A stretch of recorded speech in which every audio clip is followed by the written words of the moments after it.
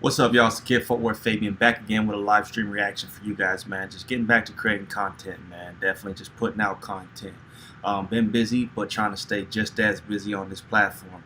So be sure to like, comment, subscribe, hit the notification bell. Follow me on Instagram, Twitter at FortWorthFabian, man. We are on the road to 1 million subscribers. With that being said, man, today we have an Explore With Us reaction, man. The EWU crew, we in the building, man.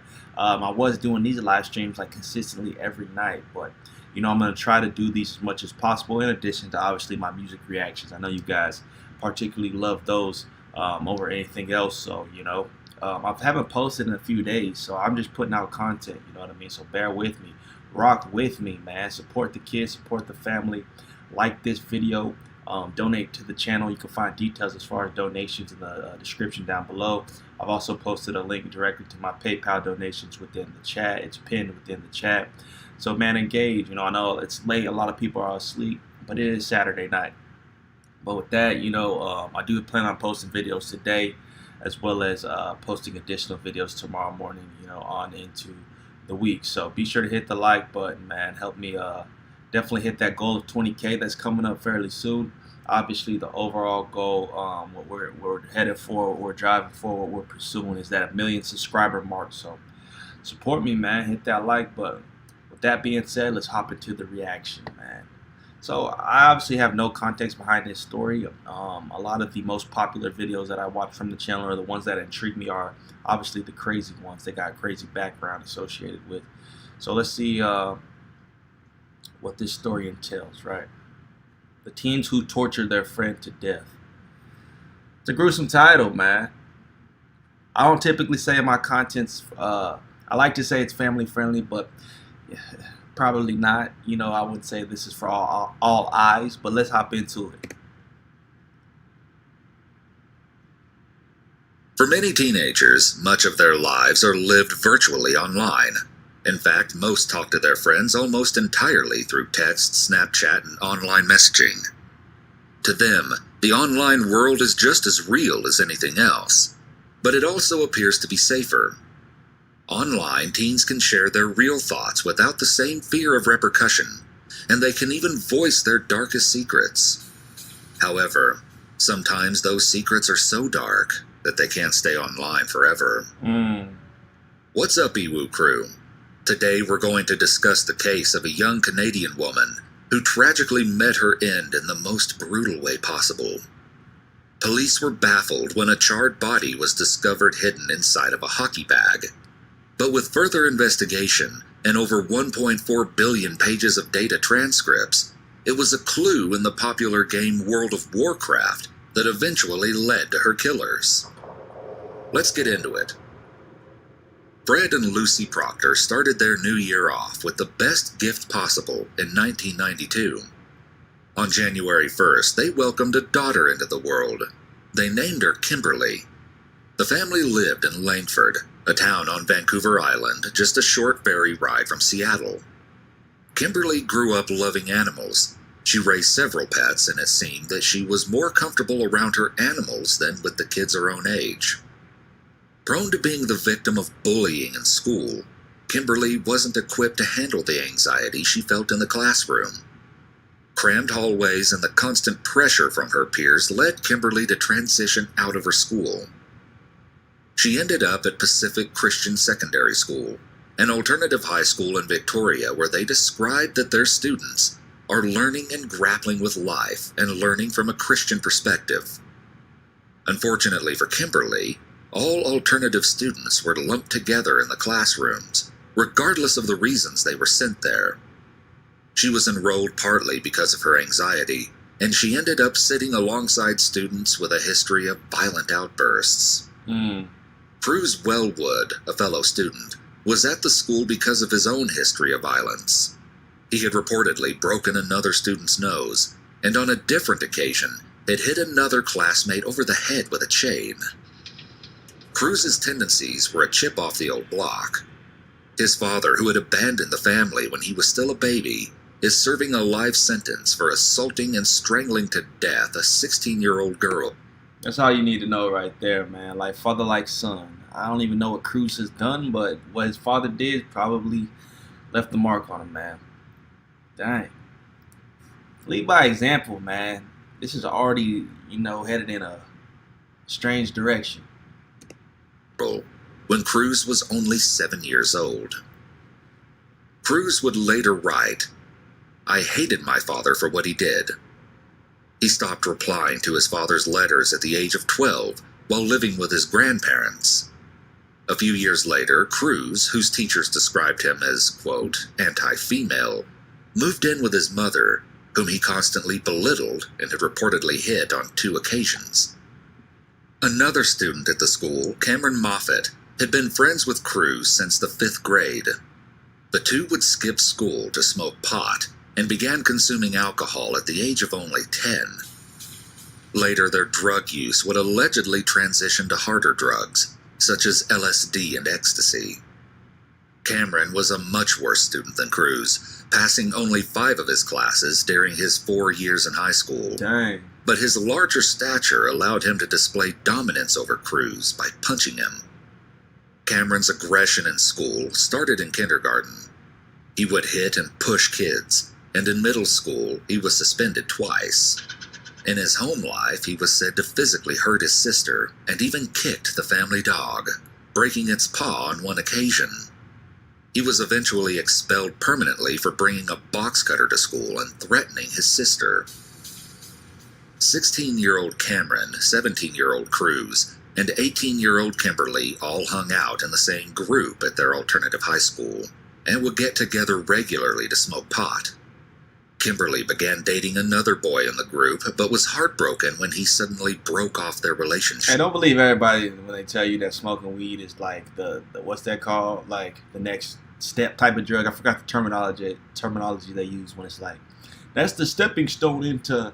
Nah, bro, don't compare that story to everybody else. That's a stepping stone She into the confided in next Cruz step. and Cameron by messaging them both online. Both boys began to flirt with her. Brain HQ is a brain... I already see where the story's going, man. Cameron wrote to her, "There aren't many beautiful things I've seen, but I must say you are one of them." Although Kimberly played along with the flirtations, she ultimately declined their advances. Cruz sent messages to Kimberly saying that she made him feel honest, telling her, "You're beautiful the way you are, and I can't lie to you." Kimberly ended up going on 1 or 2 dates with Cruz, but ended things through a text message. Following this, Cruz was said to torment her online for the next month. The longtime childhood friendship between Cruz and Cameron had gradually developed into something much darker and more violent. The two would get together to watch aggressive adult videos and would carry on conversations online fantasizing about assault. They were high the majority of the time and even began experimenting with drinking blood and other bodily fluids. So what age were they at this point in time, man? Experimenting with drugs, drinking blood, and they're like still in high school, doing LSD, hallucinogens. That's only going to develop those type of elderly thoughts and fantasies, man. That's crazy. The next known contact between Cruz and Kimberly happened the same night she was messaging online with Cameron. She switched between the 2 conversations, telling Cruz that she was surprised to hear from him. Cruz wrote that he wanted to apologize and asked Kimberly if she had plans the next day because he wanted to hang out with her. He told her that he had to tell her something in person. Kimberly replied, saying that it was all so sudden and she was shocked when she got his message. She asked him to call her. The two talked on the phone for about an hour, but unknown to Kimberly, during the call, Cruz merged it so that Cameron could also listen in. Kimberly agreed to meet Cruz the following morning at the Langford bus exchange. During the conversation, the 2 boys messaged back and forth, relishing in their dark fantasies. Cruz wrote to Cameron, "I'm going to rip her nose ring out and burn her flesh." Cameron recommended, "Why not keep her bound and alive?" To which Cruz responded, "That's what I'm going to do, but I need to get her stoned first and possibly seduce her." All the while, Cruz continued to talk to Kimberly on the phone, as though nothing was wrong. On the morning of March 18th, 2010, I don't get where such hatred and such I don't know where these type of fantasies come for children, man. Like to where they're to the point they just want to kill and see people suffer and induce pain to people. It's crazy to me. Obviously, watch what you watch and watch what your kids watch, but I don't know. I do believe some people are just born mentally unstable, man. And if they have one type of thought, that thought could just snowball into something that's just uncontrollable.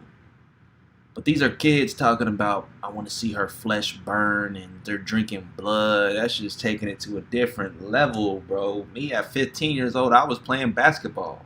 You know what I'm saying? I wasn't out here wondering what flesh looked like and hoping that it would burn. Like, I don't know. Kimberly and her parents had a lot to celebrate. The previous day, they found out that she had earned enough credits to graduate from high school, and Kimberly was very excited about potentially beginning to volunteer at an animal sanctuary.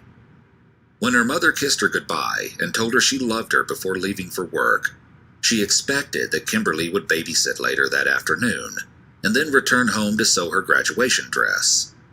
Kimberly slipped on her black hoodie adorning the number 13 before leaving the house. Around 10:30 a.m. that morning, Kimberly met up with Cruz and Cameron at the Langford bus exchange as she'd planned. Cameron had entered the Canadian Tire home improvement store earlier that morning to purchase about $17 worth of camping fuel. The three of them talked for a bit before heading to Cruz's house on Happy Valley Road. The two boys had planned an attack on Kimberly the night before. Cruz told Cameron the code phrase for when he was ready to initiate the attack. He told Cameron that when he said, "I think I'm going to make some KD," that would be the signal. KD is a Canadian abbreviation for Kraft Macaroni and Cheese Dinner. It wasn't long after the three teenagers entered the house that the two boys pounced on Kimberly. They bound and gagged her, tying her up from the wrists and ankles, shoving a sock into her mouth, then sealing it with duct tape. For hours, they took turns assaulting and beating the helpless girl, living out the twisted fantasies they had discussed with each other, before stuffing her into a freezer. Her official cause of death was asphyxiation as she slowly and painfully ran out of oxygen inside the freezer. At one point during the torture, possibly while Kimberly was still alive, Cruz logged into his computer and sent her one last message, presumably trying to give himself an alibi. In the message, he asked her if she was done babysitting. While on the computer, other friends messaged Cruz after noticing that he was online. After one of these friends complained that Cruz wasn't responding, as he had continued his sinister activities, he eventually wrote back, "Sorry, the freezer was..." Everybody do me a favor and hit that like button, man. We got 7 people watching right now. Let's get to 15 likes on this video. Was jumping around. The following day, Cameron and Cruz stuffed Kimberly's lifeless body into a hockey bag. Sheesh. Cameron, the stronger of the two, was able to carry the bag to the public bus stop, where they, along with Kimberly's corpse, boarded the bus heading for a popular hiking trail. Getting off the bus near the Galloping Goose Trail, they carried the body into the woods and under a bridge. They covered the bag in the camping fuel that Cameron had purchased the previous day before setting it on fire. During their time under the bridge, Cruz sent a message from his phone, one that he would come to regret. The boys then continued on as if nothing had happened. Later that day, Cameron had brunch with his mother and grandmother, who ended up buying him a video game afterward. Cruz then spent the day at his house with a girl he was dating. All the while, Kimberly's family was worried sick and desperately searching for her. At around 7 p.m. that evening, a few hikers went under the bridge of the Galloping Goose Trail, where they discovered Kimberly's charred remains. They notified authorities, who immediately began an investigation. It only took 3 days for police to use dental records to confirm the identity of the body as Kimberly Proctor. Her family was utterly devastated. At first, investigators were bewildered. Who could be responsible for doing such a horrific thing to an 18-year-old girl? His friends and family set up a public memorial page in Kimberly's honor on Facebook. They kept close watch, scouring each post and comment for clues. You'd be amazed at how many people don't have a single privacy setting on there, said one of the authorities on the case.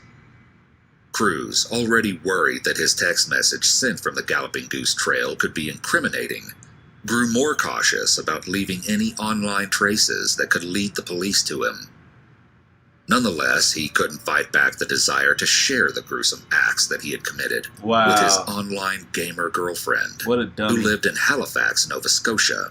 Some people just gotta, like, brag. Like, a lot of the reasons why people get caught is because they can't keep their mouth shut. After him still being suspicious and paranoid that the feds was gonna catch up to him, he still discusses the details of the murder while gaming online. These fools be so dumb. He messaged her 5 days after murdering Kimberly, sharing with her that he wanted to tell her something important, and that he wanted the two to talk in a chat room in World of Warcraft. The heck? He chose the multiplayer online role-playing game as his medium because he thought the conversations were less likely to be saved than a traditional messenger.